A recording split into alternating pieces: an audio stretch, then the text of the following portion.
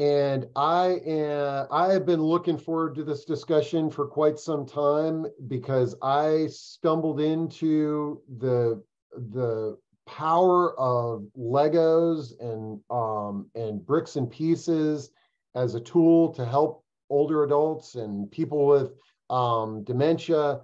Not too long ago when I met Loretta Veney, but I am real excited for Laura and Patty, who have just written a book on this topic, how we can use these bricks to help our loved ones, brick by brick bonding, tools for family care.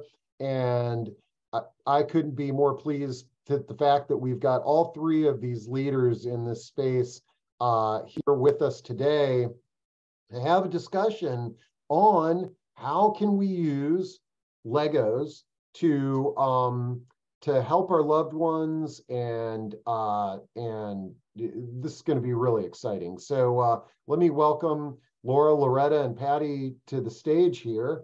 And as we do with these discussions, our first step is I'm ready to dive into this discussion. But before we do that, I want to make sure that our audience gets a chance to meet each of you. And Loretta, I'm going to start with you because I met you a few years ago and you turned me on to this Legos thing, and I was been blown away. And the other, I'm going to drop this into chat as well. Tomorrow, I'm going to be introducing Loretta as a keynote speaker at a Kaiser Permanente Thriving After 60 event. I'll drop that in case you want to meet and see Loretta live tomorrow on stage. But Loretta, tell us a little bit about your background and what led you down this path, and then we'll get to meet Patty and Laura and learn a little bit about the book. Sure, absolutely. Thank you so much, Steve, for having me. I love being here, and I love all of the amazing things you bring to us on aging. It's just an amazing group of topics that you present. A little bit of everything. So happy to see that the Lego is included. What a cool thing. And so my story is, fairly simple. I have been a Lego lover my entire life.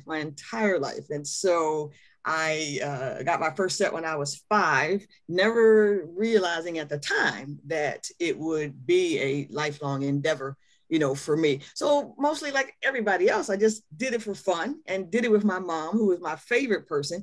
And we built through everything.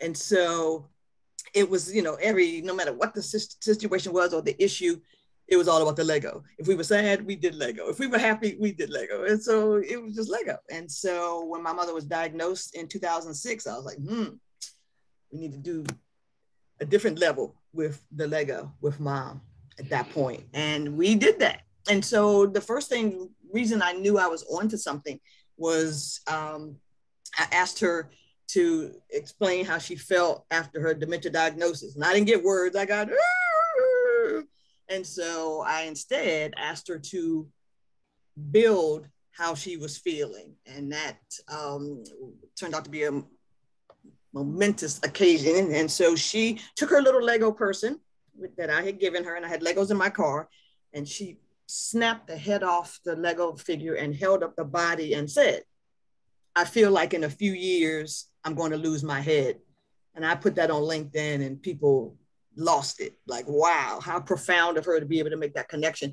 And I think, in Patty's book, he talks a lot about, not only like how to get started, but how you can go in and, get people out. And I can't wait to hear that part of the discussion. But I think one of the greatest lessons in how I started doing this with other people, in addition to my mother, was that one of the greatest lessons she taught us is that when you find something that works, you share it with other people. And so, Lego out into the world, we went. And it was just so much fun with her. I thought we could duplicate that for others. And I certainly think Patty could certainly has experienced that and can certainly speak to that as well. So that's been my journey, and it's taken me lots of places. Who knew this would become such a big thing? So Steve, I am thrilled that you got to experience it in October. That was like the coolest thing ever.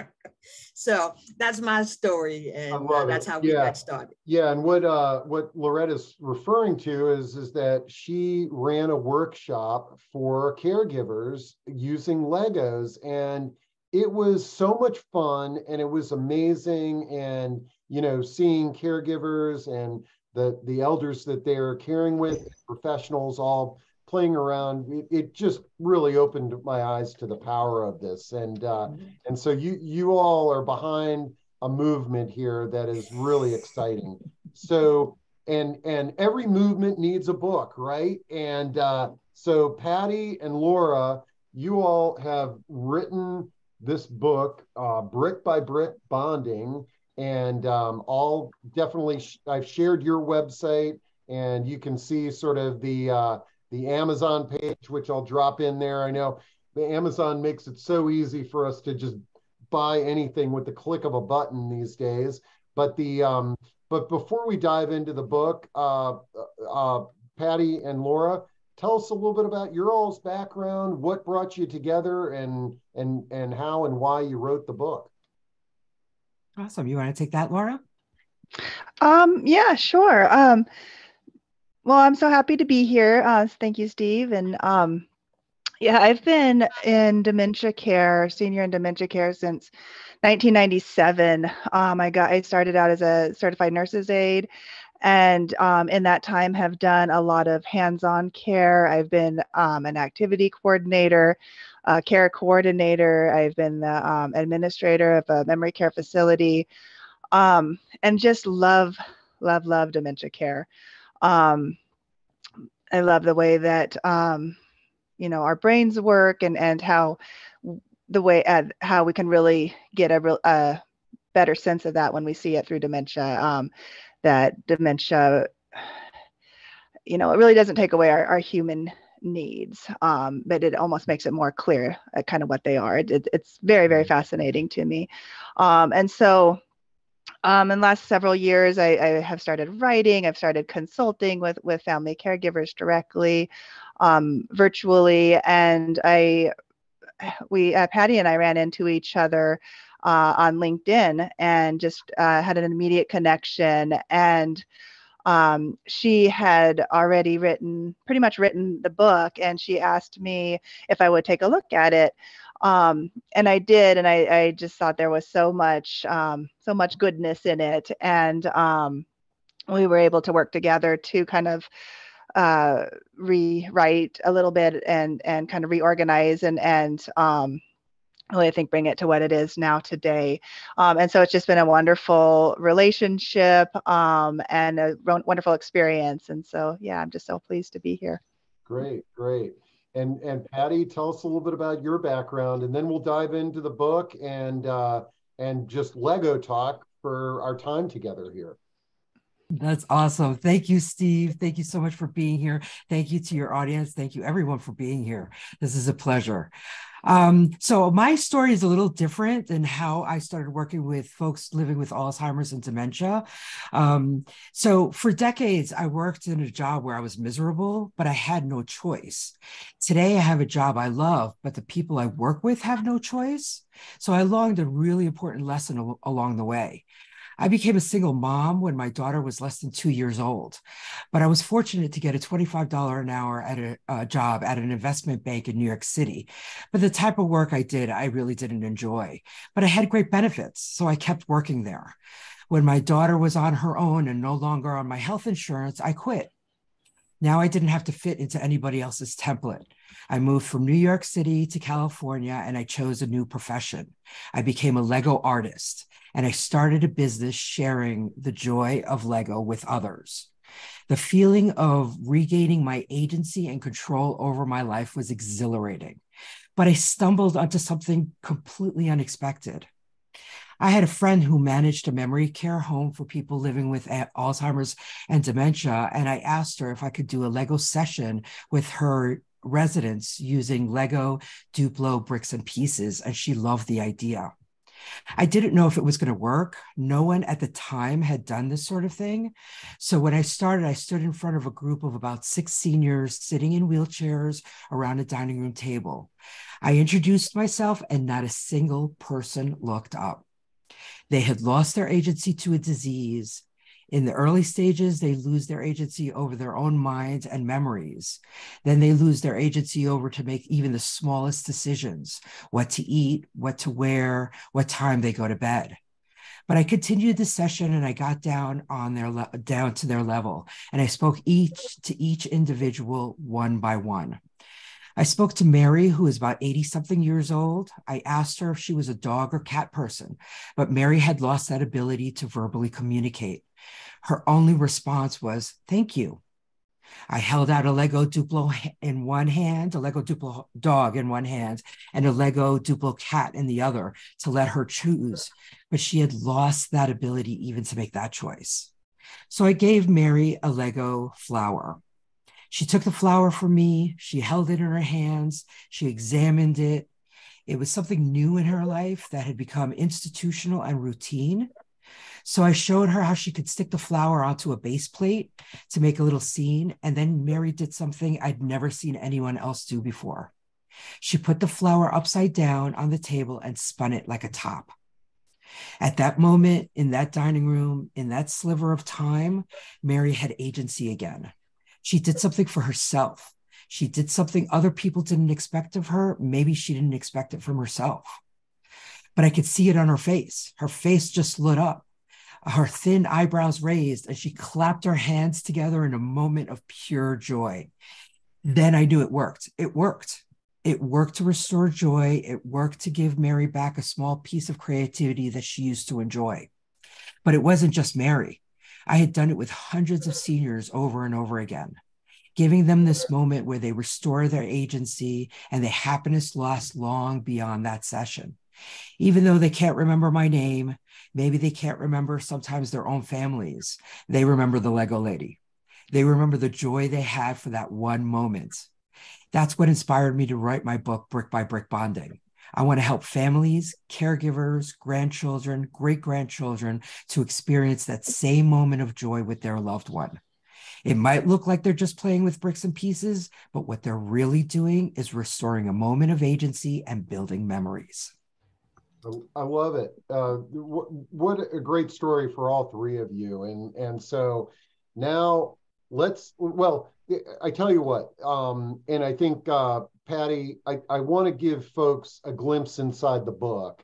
And I think you had a nice table of contents that you could share on the screen.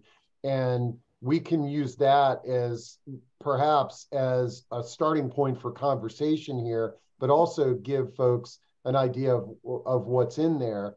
And so kind of walk us through the organization of the book and maybe share some insights on the various chapters that we see there on the screen. Did you see the table of contents on your screen? Yep. Mm-hmm. Awesome. Well, thank you. Like Laura had mentioned, we met on LinkedIn and I shared the book with her, and it was just such a pleasure to work with her. She is an excellent writer and an expert in dementia care. So, I did this from the perspective of being a Lego artist, right? And just sharing my love, and, it just worked. And like I said in my story, Laura came from the dementia care specialist perspective. And then when we finished the book, we were so proud of it. I shared it with Loretta, and she was so generous and kind to write the foreword. So the book starts with Loretta's story, and she shared a little bit of it earlier when she introduced herself. So I'm so grateful to her for doing that. The hello and welcome is kind of my story, kind of what I shared just a few minutes ago. And then I also go into a little bit more detail about the Lego community and how I was encouraged and really supported through them as well. Then we go into a little bit about who is a carry, the definition. That came from Denise Brown, who is also an amazing person in this caring community and caregiving community, who I highly recommend. Her definition came from caregivers and wanted a better term for loved one that didn't set any expectations on who you're caring for. Then we go into who is brick by brick bonding for, right? Specifically for caregivers and who are taking care of those living with Alzheimer's and dementia. What are the benefits of brick by brick bonding? We go into the benefits of choice and control, manual dexterity. That I thought I heard something. Sorry. And then what is a brick by brick bonding session? What it is. How do you set it up?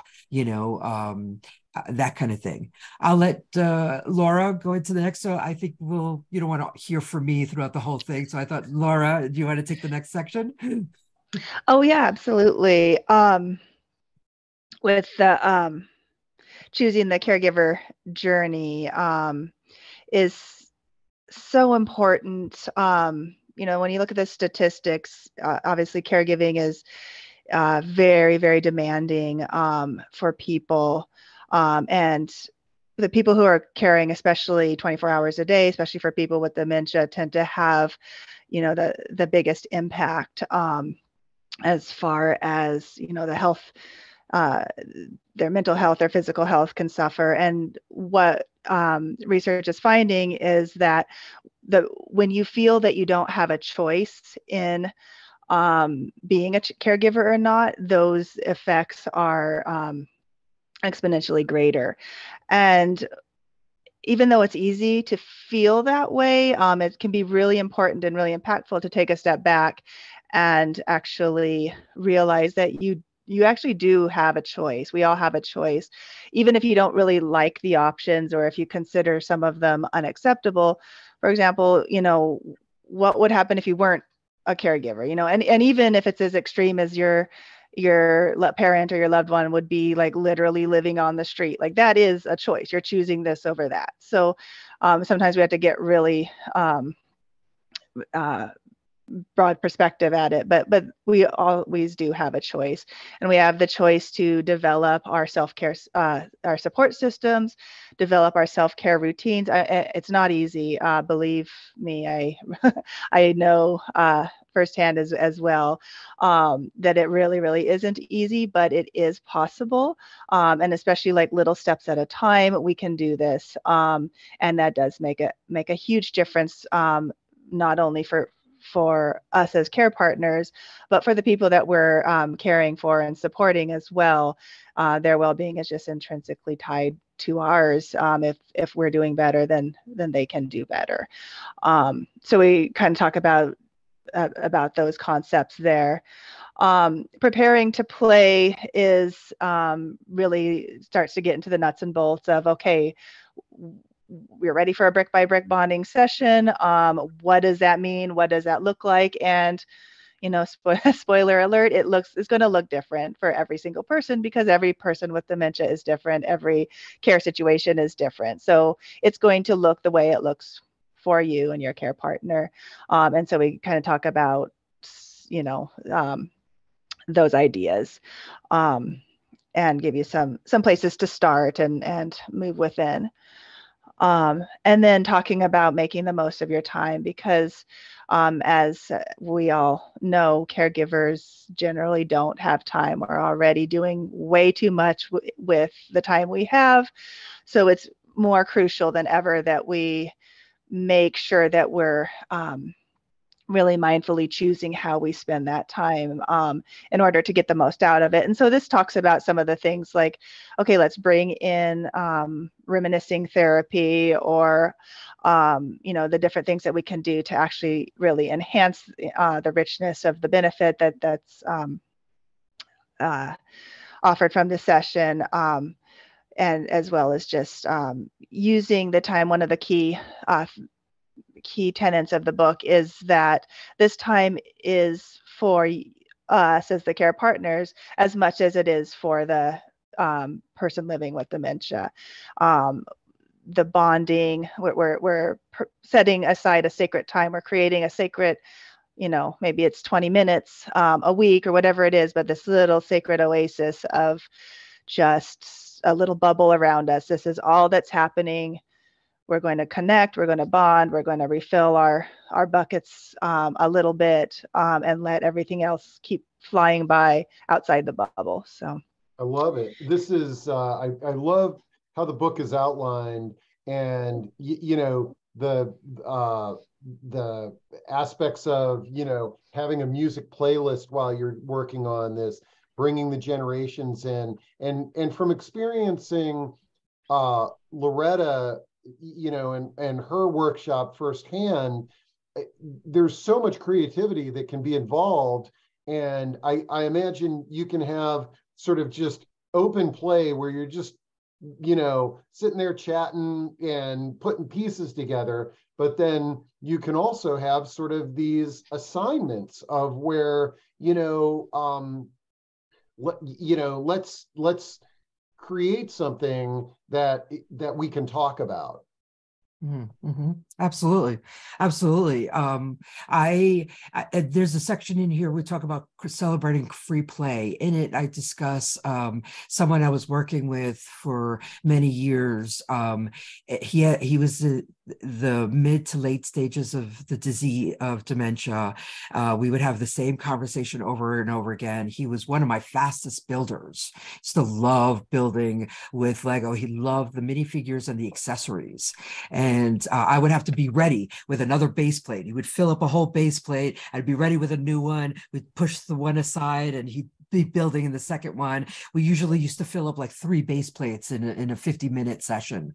One day, the administrator walked by and said, he used to be an engineer. Have him build a building or a bridge or something like that. And I was like, okay. He never seemed interested in the building blocks themselves, but I'm always willing to try something new, right? So I asked him, I says, Bernie, would you mind if we built a bridge or something? And he just stopped. He just like literally shut down. And I was like, oh, if you don't remember how to do that, or if you don't know how, that's okay. I'll help you. We'll do it together. And so I took out the building blocks. I said, here, I'm putting down a block here. You put one on top. And completely shut down, would not engage, would not do anything. And I was like, okay, this is not working. I was like, never mind, go back to build whatever you want. And he went right back to building. So with seniors, especially those in the mid to late stages, I don't like to recommend that. What I like to do with them is to just show them what you can do with the bricks and let them decide what they want to do. Some of them are fascinated with the minifigures and the animals. They just love looking at them. They look at them and it reminds them of animals they had in the past or people they had in the past or whatever. I mean, they have the whole thing going on in their heads, right? So it's not up to me to decide what they want to build, and then some of them love the colors and they will build abstract buildings with one color or towers or whatever, so I love free play. And I do that with children, with adults, with seniors, everybody. I love it. Let me make sure that I address some of the questions, comments, and things that are kind of coming in here. And what I love about this, and there's so many things in this space where, like, I remember when the senior move management business started to come around, and there was people all over the country doing the same thing, but they had never been connected to each other. And when I say that you're involved with the movement here, I think these comments are really showing through. We got Natalia who says, I'm here from Oregon. I developed and piloted a cognitive activity intervention for older adults using Lego bricks, and I'm inspired by your work and looking forward to hearing about this project. We've got Veronica, who's at an Erickson senior living community, and she says, I love Legos. We've got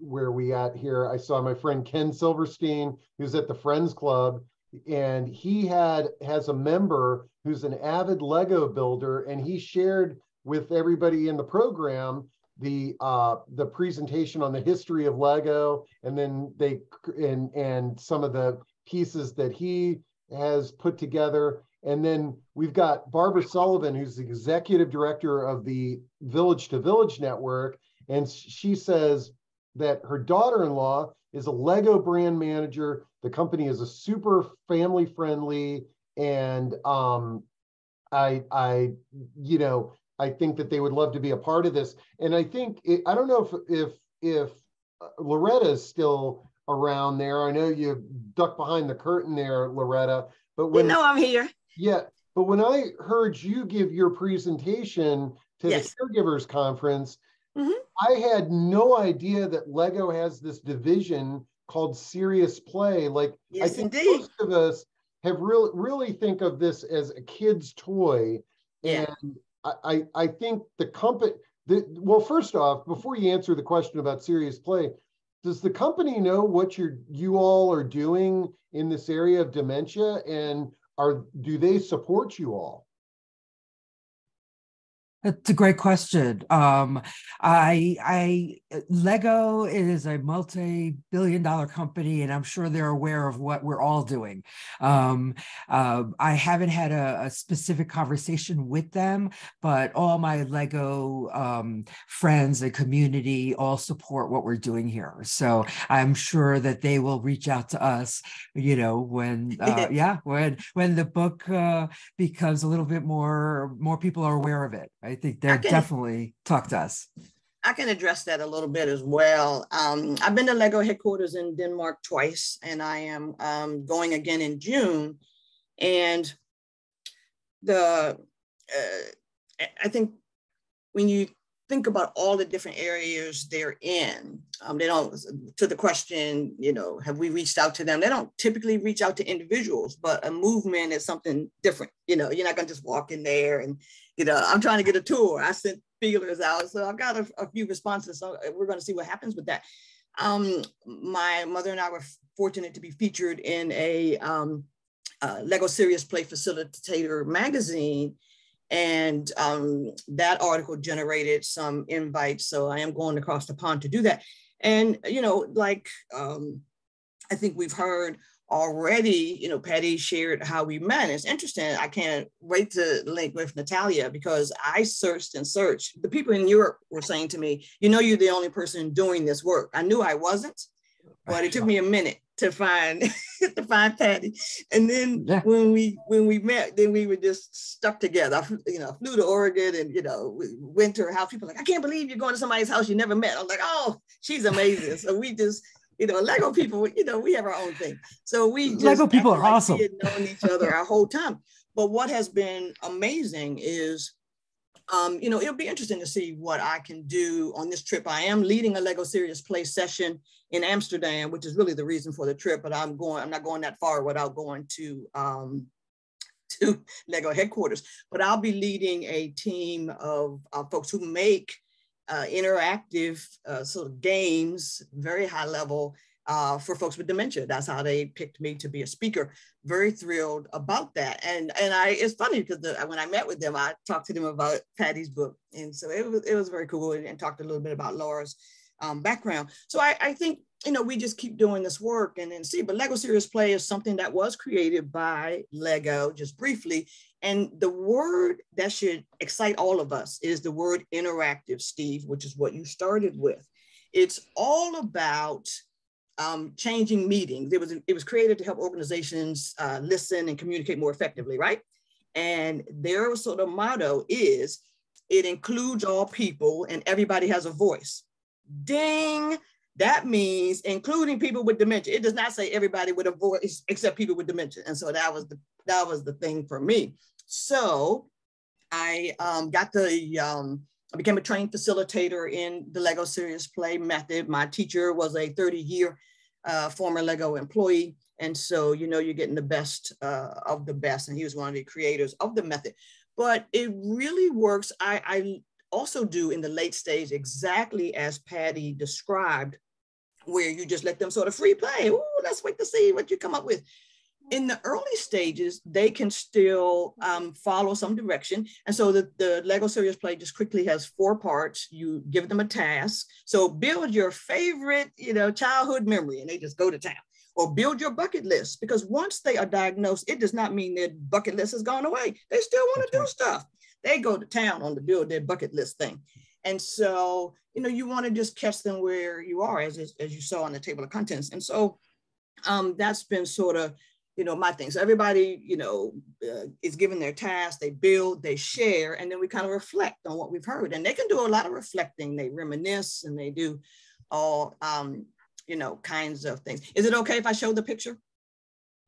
Sure. Yeah. Okay. Please. All right. So please. I just want to mention when I started researching the book, I did a complete search of Legos and seniors and found nothing at the time. Yeah. That was 2 years ago. And now, people are popping up all over the place. It's amazing. I love it. I love it. Really.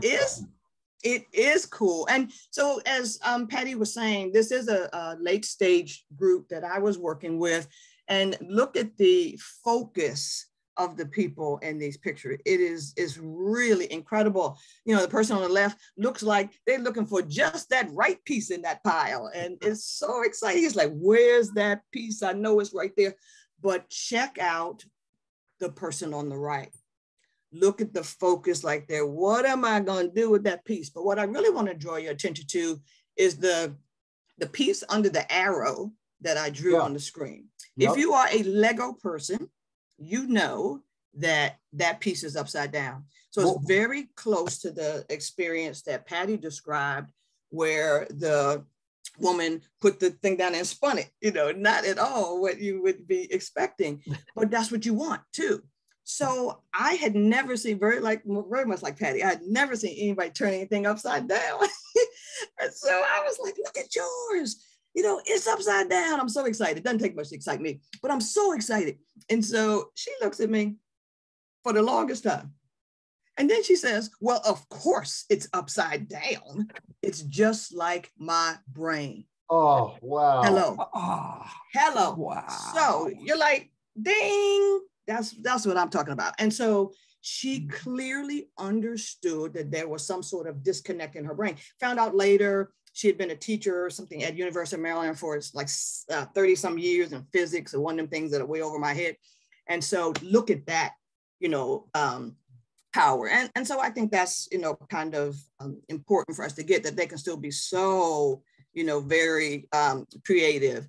And, look at the woman in the light brown sweater. She didn't build anything until she separated everything by color. Now, don't be fooled by that picture on the left. The lady with her arms crossed, she looked like she's disengaged, but she's upset because the rest of them are building too slow. She's ready to build something else. Like Patty's like, they want another place. So she's like, what's taking y'all so long? So and the lady in the red top, I love it. When are they gonna finish so we can move on to something else? They done filled their plate up and they ready to do something else. Meanwhile, the other people are still adding on to their thing. But it's so much fun, and you never know, what you're going to get. So these were kind of late stage people. And look at that, there's the big table. And the 2 women on the end, they refused to go to dinner when it was time for dinner. And so that was funny. So I stayed an additional hour. But the pieces on the right, that's Patty's description of art. Yeah, I love it. And there's folks in the late, and they hung that up for a while. It's really cool. And a lot of times senior centers or memory care facilities, if they have a blank wall in the hallway on the way to the dining room, it's a nice thing to do, is to put their artwork up, because it's, it's like when we bought, our little ugly stuff home that we made at school, and our parents put it on the refrigerator. It's just like that. They oohed and awed and cheered for us, and now we're doing that in reverse. Think about that. And I cheered for every single thing my mother made. I don't care what it looked like. We would just cheer and laugh, and my mom was just, crazy, for it. This is earlier mid-stage, and we built a world without Alzheimer's in Harrisonburg, Virginia. I taught the little kids what Alzheimer's was, and everything they made, the person would say, In a world without Alzheimer's, and finish the sentence. So one little 6-year-old, this is the intergenerational center, by the way, pre-K and kindergarten, and then adult day in the same facility. Generations Crossing, that's what the name of it is. And this little girl built a bus, and she held the bus up and she said, in a world without Alzheimer's, my Grammy would remember how to get on the bus and remember to stop to get off. Man. There you have that. And so it took us 9 hours to build that village that you're looking at. And so, you really can do, anything. You just meet them where they were. The people who could follow the task built what they thought was, a world without. Also, people didn't understand the task. They just built some art. We shoved it in there anyway. And so you just take what you get and be happy about it. I love it. And I told you, I was waiting for this question to come in. I told you it was going to come about in. The big, yes. Veronica says, Veronica asks, how do I keep residents with dementia from eating the pieces? But then Ruth also talks about the, dexterity and things like that. Yes. Talk a little bit about how you evaluate and the different options for folks. Since when I started this, I had started specifically in memory care communities. So the folks I was working with were in the mid to late stages of the disease. So I instinctively took Duplo, which is much larger. Mm-hmm. So LEGO makes what they call 3 systems of play. The traditional Lego pieces that you saw in the pictures and the pieces that Loretta has behind her, those are, and the picture behind our screen, those are traditionally called system bricks, right? The traditional Lego everyone is familiar with. Then they made Duplo, which they made for toddlers. They made them larger. In fact, it's called Duplo because it's double the size of the traditional bricks. And they made them specifically for toddlers so that they could not choke on them. In fact, each Duplo piece goes through what LEGO calls a choke test. So you cannot choke on these pieces. And then I like using them also because of their size. Like someone had mentioned, all arthritis, there's manual dexterity, there's depth perception issues with some folks in this population. So Duplo is just so much easier. It just fits so nicely in your hands. They're great. I mean, the animals, the smiles, they're just amazing. It's one of the things I'd love LEGO if they would do, if I had a dream, my ultimate dream is to market specifically to this population, right? Yeah. To change the packaging, because I get a lot of pushback from people and they feel like, oh, I'm giving a child's toy to my mom or my grandparent. It's like, but this is the perfect piece for them. The traditional Lego are great. I love them. I mean, I build with them all the time, but they're hard to manipulate if you have arthritis, or if you they can't pick see the them. people to come and deal with it. That's very true. I do have here are the folks in at Sunrise using the Duplo, and my mother only could do the regular size probably because we had done it our whole lives. So I show up with both, and then people can choose what works best for them. Especially if there's a partner there or several people from the organization is there as well. So I think that helps a lot too. So I always ask people, they can get the kits 2 different ways that I have. If they're building together, they have Duplo and that, which is really cool. And then like today, I'm doing all Duplo this afternoon. So yeah. I love it. I found that interesting too, because I worked at a couple of day centers that had a children's site, daycare on site, right? So they would bring them out every time I would come out, and they would put a senior in every other seat, and they would put a child in every other seat, and they would come out. And I've had so many experiences where people just love the activity so much that they would, like the care workers at the memory care community would bring their children, or families of the residents would come knowing that I was going to be there. And kids, it didn't matter what age they were, they didn't care that it was Duplo. Like, it was Lego. True. As far as they were concerned, it was Lego. It didn't matter that it was the big blocks, or if it was the little Nobody Very cares, true. you know. And you know, another good thing when you look at the images and what you just said about families coming, Natalia, our friend from Oregon, says another aspect to remember, even those who don't build are watching and they're engaged. And Oh, that's very true. Yeah, and very true. I imagine you may have some folks that maybe for the first couple of weeks when you're doing this aren't doing anything and you don't really think much of it, but they're observing and they're enjoying and they're watching, and that's great. Yeah. Ritza, I even have a section in the book that talks about those that refuse to build. Yes. Right. Because I've always I've been to a lot of communities and I'd always have one or two people like, I don't play with toys. I'm like, okay, you know, but I'm going to put these here just in case you change your mind, you know, and then they see everybody else laughing and having conversations and just having a good time. I was going to one community in California where I went there for 3 months and it was the same response every week. I went there weekly, and this one woman just refused. I don't play with toys. I'm like, okay, I'm just going to leave these here in case you change your mind. Every week for 3 months. Then one day I walk over and she's got 2 rows of minifigures facing each other, right? They were males. And I was like, did you want a female or an animal, or can I get you something else? She's like, no. She's like, you see this guy standing over here on the side? I'm like, yes. He's a recruiter for the NFL. And these are college football players playing. She says, I think it's ridiculous to build without a story. And I was like, wow, that's what was holding her back. She thought that just playing just for the sake of playing was wrong, and she needed to incorporate a story into that. And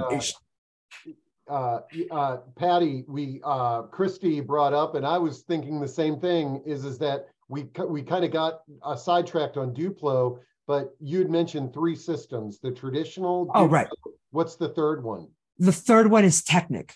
So anytime you see any type of Lego movement, trains, the great ball contraption, which is literally taking a ball from one place to another, motors, gears, robotics, that's all. Here's a Techniques piece right here. Right, and they're usually in combination with system bricks, right? So anytime you see anything moving, motors, robotics, programming, yeah. This is on the Lego site, the Technic. Yeah, they make amazing things. Construction, the cars, the planes, the trains. I mean, it's just amazing. It's a whole other line. And it is. One of the things that I'm seeing in the chat, and I recommend everybody, don't worry, I'm going to save the chat. You're going to have the recording and all that type of stuff. But we've got people, they're talking about, you know, working with adults with intellectual disabilities.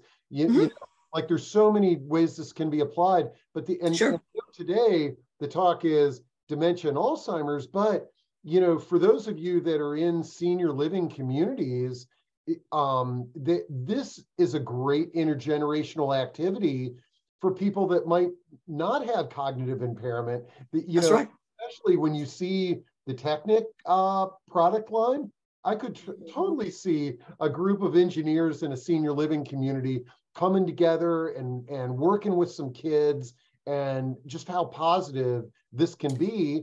And then the same product could be used in the building for assisted living and memory impairment. Absolutely.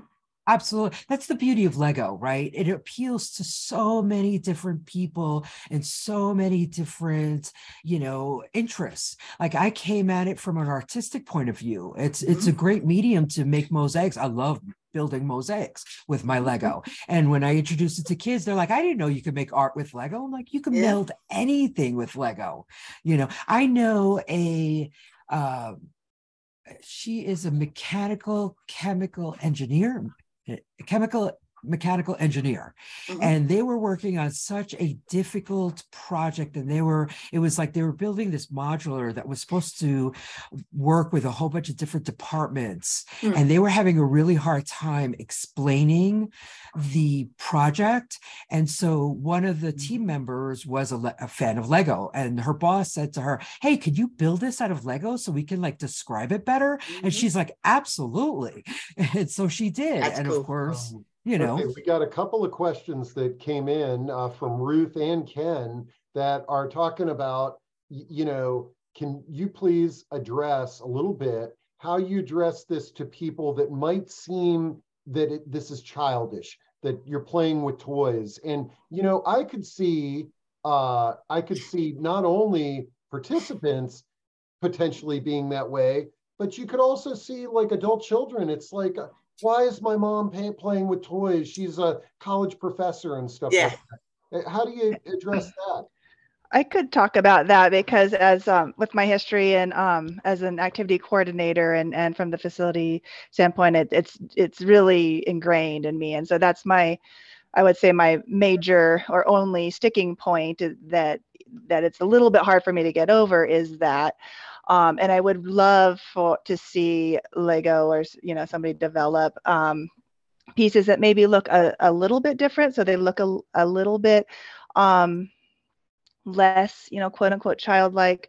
But that being said, I think there is so much benefit to these, and there are a lot of ways to go about addressing that. And I think, one of the things that comes to mind is, a quote from Teepa Snow. It's not the dementia that robs our loved ones of their dignity. It's how we respond to them. And so a lot of times when it's, the family members, the adult children, seeing, oh, that's my mom and she's a college graduate and she would never play with toys. That's the grief talking. That's the, not being able to accept that person where they are right now.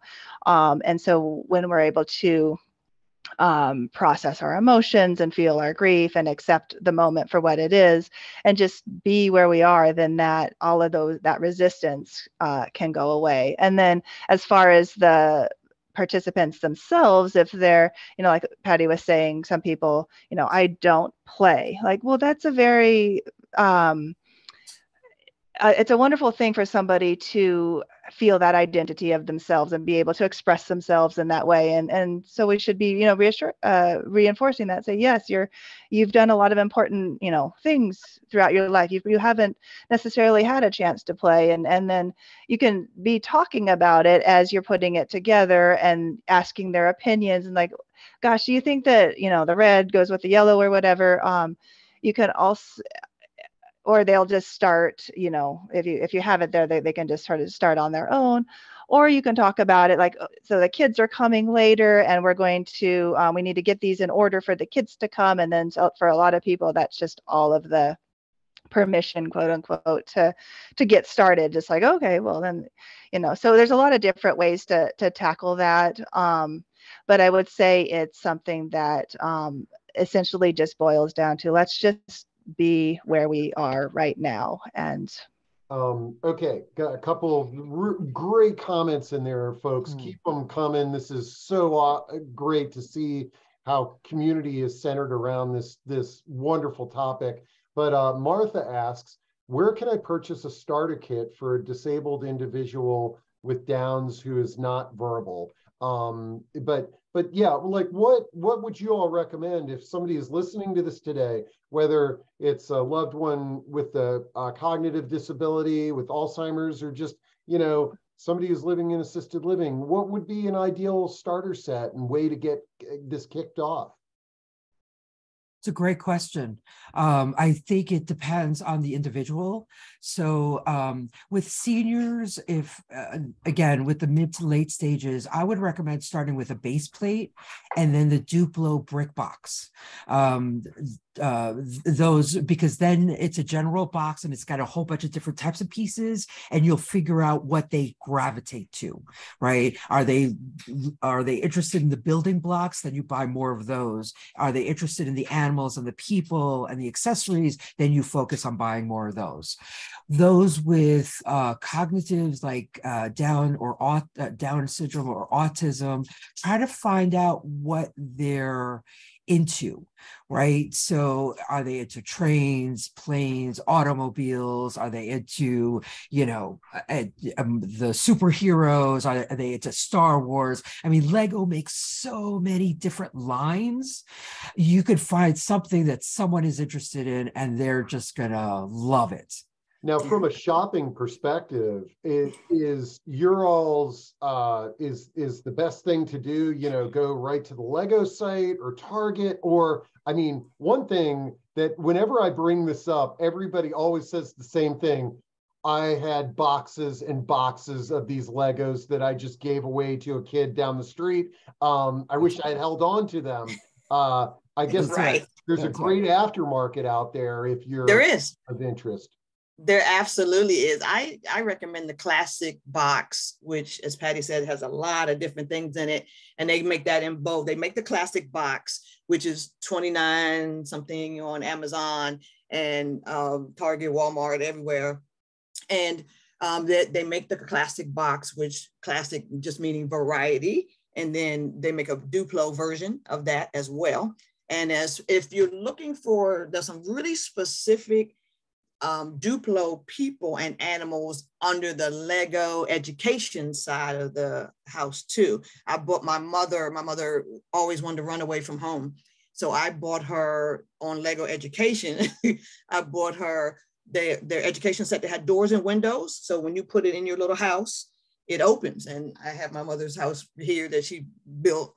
And she could, until she was 91, she could still open the doors and windows. So that was the beauty of that. So the people, some of the best of the people that Patty's talking about, I got from Lego Education. There are probably 65 very diverse people in the kits. And so I think, as Patty said, when you have a variety of things they can gravitate to, that is half the battle, and it's really it's really cool. And while you're talking, I just pulled up Amazon and typed in Lego Classic Box, and what's really cool is to see, I had no idea all these varieties. So they've got these classic boxes, but then you can sort of pick out the different here's one with bricks and animals, and then here's one building toy set, and then as you see, you can kind of get down and you can see the Duplo classic brick set.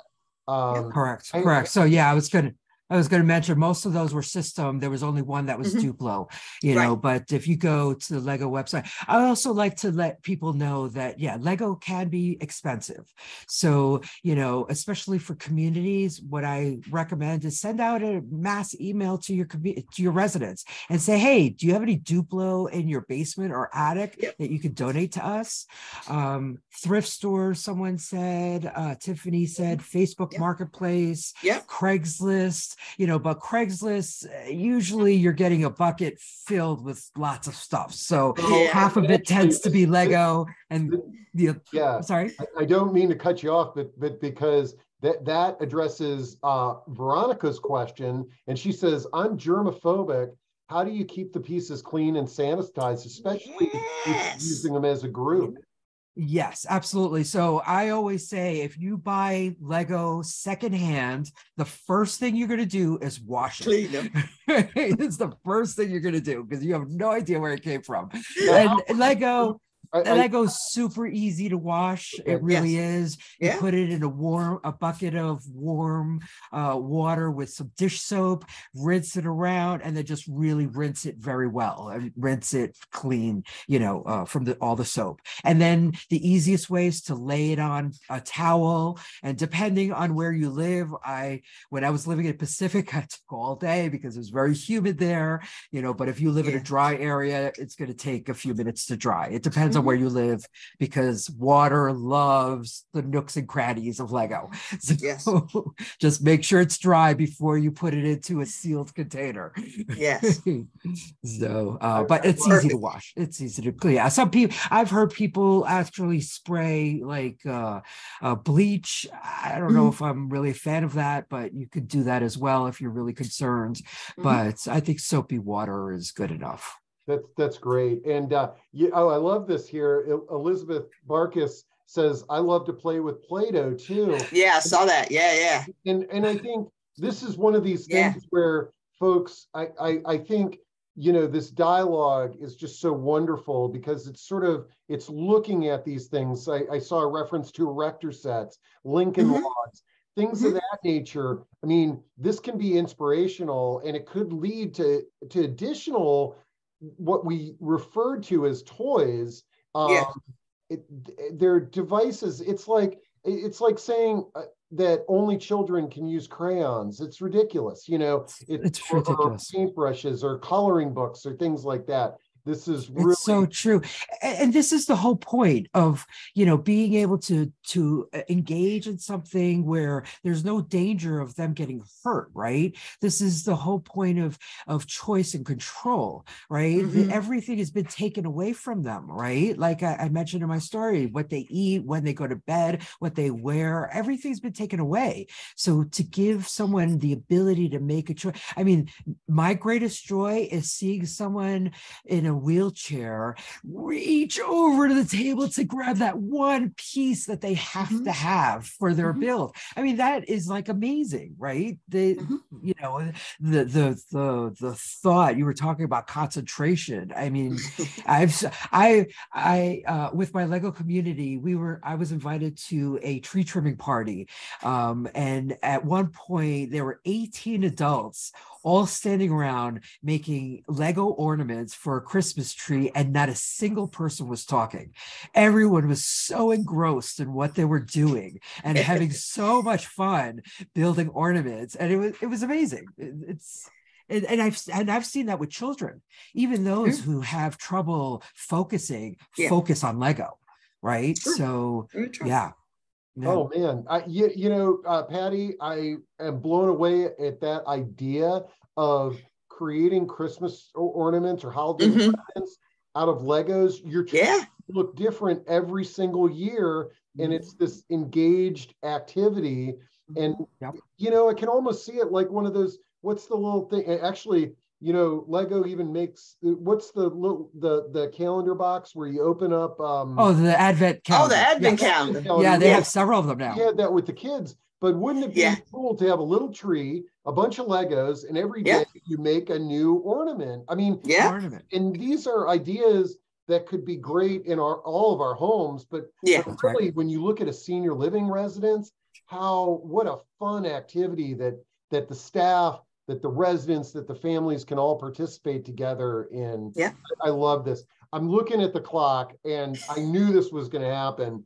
This hour blew by like it did. And so this is definitely not going to be the last time we all get together to talk about this topic. And the good news is that we got through all the questions. There are so many awesome comments in chat. I will have a copy of all of this, the recording podcast, later this afternoon. And let me, and links to the book, links to Loretta's website, links to Brick by Brick Bonding. But any sort of closing comments that y'all want to make before we take off and get ready for the weekend? And I think there's going to be a bunch of people shopping for Legos this weekend. Well, I would just, go play. You know, I love Lego. I don't know if your audience is aware, is a phrase, that a Danish phrase saying "legot," the word Lego, which means play well. Play well. And so, you know, play well. Thank you everyone for being here. I am enjoying I saved the chat because I want to go back and read everything that everyone said. And I agree with Tiffany. I don't like to use bleach. Vinegar definitely is much better. It's just, I've heard it from some people. So I just wanted to put it out there. So thank you so much. Thank you. Thank you all. Thank you so much. Thanks, everybody. Have a great weekend. Thanks for having us, Steve. You bet. Thanks, Steve.